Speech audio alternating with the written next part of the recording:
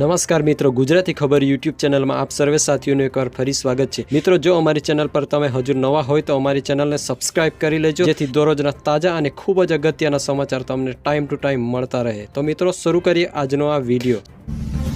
ગુજરાતમાં ચોમાસાની વિદાય સાથે મેઘરાજાએ ફરી ધબધબાટી બોલાવી છે। આગામી 48 કલાક હજી ગુજરાત માટે ભારે છે। હવામાન વિભાગે આપેલી માહિતી પ્રમાણે આજે દક્ષિણ ગુજરાતના 6 જિલ્લામાં અત્યંત ભારે વરસાદની આગાહી આપવામાં આવી છે, જ્યારે 2 દિવસ સૌરાષ્ટ્ર અને દક્ષિણના જિલ્લાઓમાં અતિ ભારે વરસાદની શક્યતા પણ દર્શાવવામાં આવી છે। ડુંગળી અને લીલા શાકભાજીના ભાવ આસમાને। આ વર્ષે સારા ચોમાસાને કારણે સમગ્ર દેશમાં સારો વરસાદ થયો છે। પરત ફરતું ચોમાસું દરમિયાન દેશના ઘણા ભાગોમાં હજુ પણ વરસાદ પડી રહ્યો છે, જો કે તેના કારણે સામાન્ય લોકો મોંઘવારીનો ભોગ બની રહ્યા છે। ડુંગળી અને ટામેટા તેમજ લીલા શાકભાજીના ભાવ આસમાને પહોંચી ગયા છે। અહેવાલ મુજબ મેટ્રો શહેરના મોટા ભાગના છૂટક બજારોમાં ડુંગળી અને ટામેટાના ભાવ 70 રૂપિયા પ્રતિ કિલો વેચાઈ રહ્યા છે।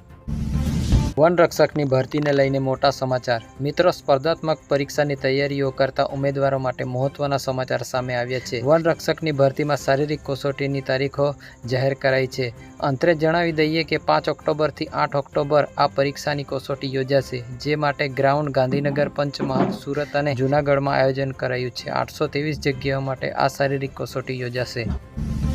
દિવાળી પહેલા મજૂરોને મોદી સરકારની મોટી ભેટ। મિત્રો, વડાપ્રધાન નરેન્દ્ર મોદીની આગેવાની હેઠળની કેન્દ્ર સરકારે દેશના કામદારોને મોટી ભેટ આપીને દિવાળીને વધુ ઉજ્જવળ બનાવી છે। કેન્દ્ર સરકારે કામદારો માટે વેરિયેબલ મોંઘવારી ભથ્થું એટલે કે VDAમાં સુધારો કર્યો છે અને તેમને આપવામાં આવેલા લઘુત્તમ વેતન દરને વધારીને 1035 રૂપિયા પ્રતિ દિવસ કરવાની જાહેરાત કરી છે।